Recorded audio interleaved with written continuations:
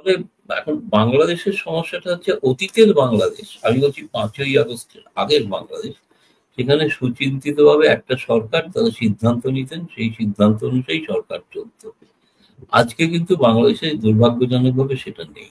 সোজা কথা, যেটা মিলিটারির কাছে সেরকম ধরনের তো কিছু নেই, একটা বিচ্ছিন্ন ভাবে সকলে যে যার মতো মত প্রকাশ করে যাচ্ছে। ফলে এটা আপনি যাকে সরকার বলছেন, আমি বলছি টুকরো টুকরো সরকার। বাংলাদেশে একটা সরকার নেই, বাংলাদেশে এই মুহূর্তে 7 জন উপদেষ্টা, 7টা সরকার।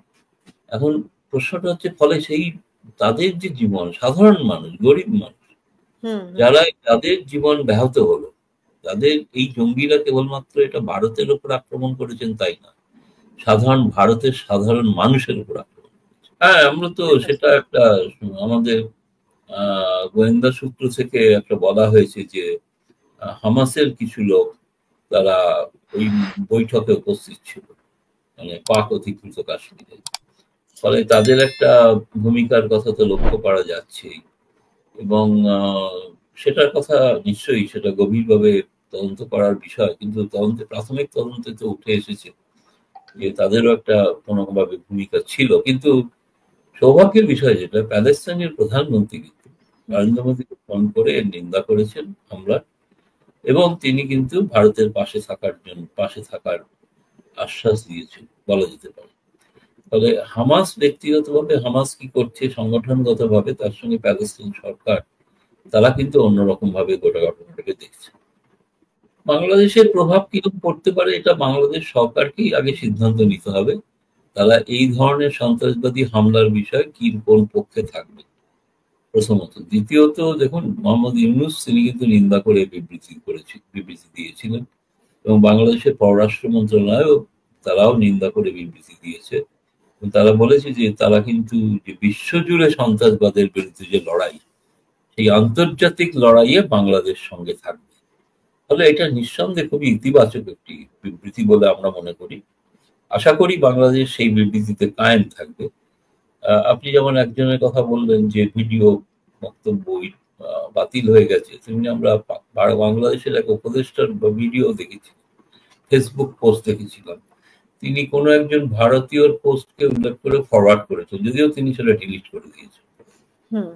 তিনি যদিও নিন্দা করেছেন এই হামলার তো নিন্দা করতেই হবে, হত্যার নিন্দা তো করবেনই, কিন্তু তিনি ওই সন্দেহ যেগুলো প্রকাশ করেছিলেন, ফরওয়ার্ড করেছিলেন, মানে তিনি একজন দায়িত্বশীল মন্ত্রী। ফলে এখন বাংলাদেশের সমস্যাটা হচ্ছে অতীতের বাংলাদেশ, আমি বলছি 5ই আগস্টের আগের বাংলাদেশ। সেখানে সুচিন্তিতভাবে একটা সরকার তারা সিদ্ধান্ত নিতেন, সেই সিদ্ধান্ত অনুযায়ী সরকার চলত। আজকে কিন্তু বাংলাদেশে দুর্ভাগ্যজনকভাবে সেটা নেই। একটা মোহাম্মদ ইউনূসের সরকার, একটা আসিফ নজরুল ইসলামের সরকার, বাকি উপদেষ্টারা প্রত্যেকেই স্বাধীন। আমরা সবাই রাজার রাজত্বের ধরনের একটা বাংলাদেশ, বুঝলেন? ফলে কেউ কারোর সঙ্গে ছিল যে ভারতের সাজানো একটা সরকার, সেটাও তো মানে সেটাও তো বলে সবাই।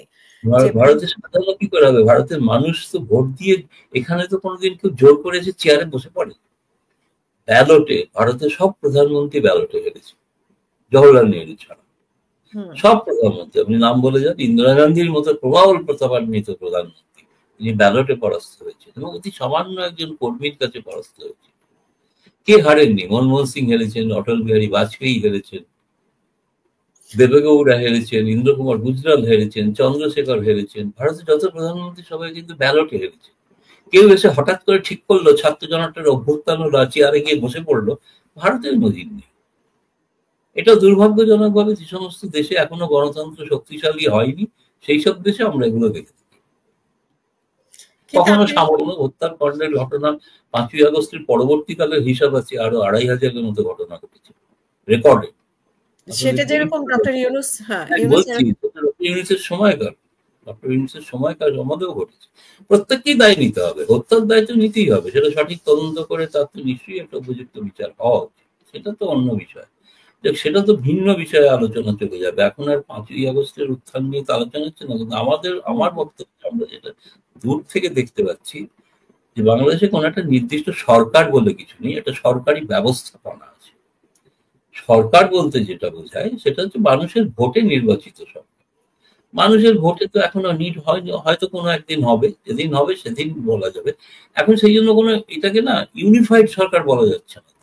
আমি তো উদাহরণ দিলাম আপনাকে। যেহেতু এটা অন্তর্বর্তী সরকার, কথা বলেন, ঘটনার প্রেক্ষিতে আপনাদের প্রধানমন্ত্রীর উপদেষ্টা একটা কথা বলেন, প্রধান উপদেষ্টার যিনি প্রেস সচিব তিনি একরকম বলেন, আর এক রকম পররাষ্ট্র মন্ত্রণালয় বলে, যে যার মতো বলে আর কি। মানে যেহেতু একটা সরকার বলে নিশ্চিত হলো যে একটা একটা যেটা বলা হয় সেন্ট্রাল কমান্ড, সোজা কথা, যেটা মিলিটারির কাছে, সেরকম ধরনের তো কিছু নেই। একটা বিচ্ছিন্ন ভাবে সকলে যে যার মতো মত প্রকাশ করে যাচ্ছে।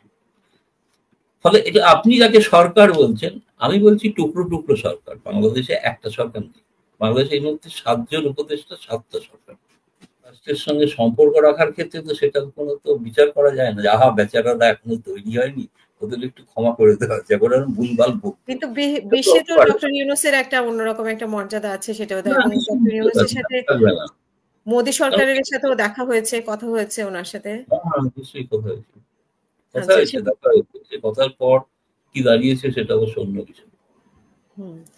তারপরে এখন আচ্ছা, আমি যদি পেহেলগ্রামের ঘটনায় যে আপনাদের নিরাপত্তা ব্যবস্থা বা আপনাদের গোয়েন্দা দুর্বলতা ছিল, এটাও উঠে এসেছে, তো সেই বিষয়ে আপনাদের কোনো ব্যাখ্যা আছে কিনা? অবশ্যই বললাম তো আপনাকে, সর্বদল বৈঠকে আমাদের মন্ত্রী স্বীকার করেছেন যে একটা ব্যর্থতা আছেই, সেটা নিশ্চয়ই তদন্ত সাপেক্ষ বিষয়। একদম উপেক্ষা করেননি তো, বলেছেন তো সেটা। অন্যরা রাজনৈতিক দল যখন প্রশ্ন করা আছে তারা বলেছেন যে নিশ্চয়ই কোথাও একটা ভুলচুক হয়েছে, এবং কেন হচ্ছে, কিভাবে হয়েছে, এটা তো একটা বড় ধরনের বিষয়। অনেক সময় দেখা যায় যে গোয়েন্দাদের বা নিরাপত্তায় যারা থাকে, নিরাপত্তায় যারা থাকে তারাও অনেক সময় এগুলোর সাথে জড়িয়ে যায় অনেক সময়।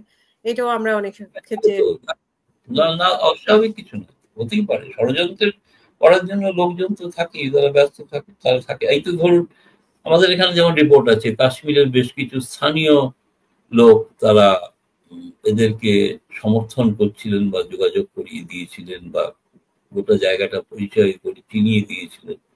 কেউ কেউ আগে নাকি ঘুরে রেকি করে গেছে বলে শোনা যাচ্ছে, ইত্যাদি ইত্যাদি। ফলে একটা স্থানীয় কিছু মানুষের তো বিভ্রান্ত মানুষের, কিন্তু সব থেকে বড় বিষয় যেটা এই ঘটনাটায়, এটা গোটা উল্লেখ করা দরকার, কাশ্মীরের সাধারণ মানুষ যারা মুসলমান বেশিরভাগ, তারা কিন্তু নিন্দা করছে এই জঙ্গিদের। তার কারণ তাদের জীবনের রুটি রুজির সব থেকে বড় মূল্যবান সময় হলো, মরশুম হলো এই গ্রীষ্মকালে, যেখানে হাজার হাজার পর্যটক আসেন। তারা সারা বছরের পুঁজি সংগ্রহ করেন এই সময় থেকে। এই সময় তাদের এখন যে অবস্থা, টুরিস্টরা ক্রমাগত পালাচ্ছে কাশ্মীর ছেড়ে। সমস্ত হোটেল হাউস বোট বুকিং ছিল, কত ধরুন মধুচন্দ্রিমা এসেছিলেন, কত দম্পতি সব ফিরে যাচ্ছেন।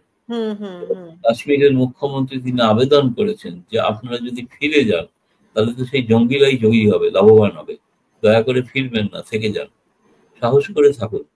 এখন প্রশ্নটা হচ্ছে, ফলে সেই তাদের যে জীবন, সাধারণ মানুষ, গরিব মানুষ, যাদের জীবন ব্যাহত হলো, তাদের এই জঙ্গিরা কেবলমাত্র এটা ভারতের উপর আক্রমণ করেছেন তাই না, ভারতের সাধারণ মানুষের উপর আক্রমণ করেছে। এই বোধটা কিন্তু ক্রমশ ব্যাপ্তি লাভ করছে। ফলে কোনো ধরনের ত্রুটি, গাফিলতি এগুলো না আর বড় হয়ে উঠছে না, এগুলোকে বড় হয়ে উঠছে না। সমস্ত মানুষ এক সুরে কথা বলছে ভারতে। কোনো দল, কোনো রাজনৈতিক দল ভিন্ন সুরে কথা বলছে না। তারা একে অপরের বিরুদ্ধে ভারতীয় রাজনীতি নিয়ে তারা একে অপরের কিন্তু প্রবল সমালোচনা করছে, কিন্তু এই ইস্যুতে সকলে এক। তারা চান যে এর একটা নিষ্পত্তি হোক, উপযুক্ত যারা দোষী তার শাস্তি হোক। সেই প্রশ্নে কিন্তু কোনো দ্বিমত নেই ভারতে। আমি একটিও বেসুরো কথা এই একটা বেসুরো যেটা বললেন পেয়েছিল, যেটা করা হয়েছিল, কেউ একজন সঙ্গে সঙ্গে নিচে একটা মন্তব্য এসে গেল, দেখলাম যে ওটা নাকি ফেক জোয়ার। করেছে যে ফেক, উনি ফেক সেনা, নিজেরাই এখন ফ্যাক্ট চেক করতে শুরু করে দিয়েছে। ফলে তারাও বলছেন যে ওটা ফেক ভিডিও। এখন এই ধরনের ফেক আর তো দেখা যাচ্ছে না, কেউ একটাও ফেক ভিডিও আর কিন্তু পাবেন না। কিন্তু তারপরে তো আমরা সবাই সুষ্ঠু তদন্ত চাই, যে কার পক্ষ থেকে চাই, আমরা কি চাই না? আমরাও চাই। 26 জনের জীবন অবশ্যই তদন্ত চাই, তদন্ত শুধু চাই না, দোষীদের শাস্তি চাই, শাস্তিও চাই।